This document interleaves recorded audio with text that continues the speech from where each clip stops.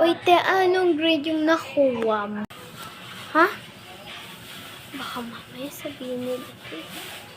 Basta, hindi mo na yun, akin na nga. 100 over 67 yan ah. Wait lang, ipagkakalit ko lang. Wait lang ah. Uy, wow! Kaya nga kung talagang naka-ano lang ako, 67, naka-68 lang ako. Well, naka-68 ka. May sasabihin ako sa'yo, may naka-67. Sino? Si Maria, naka-67. Diba 67? 67. Clav. Ikaw, nakailan ka? Ako? 99. Ay, magsinain na daw.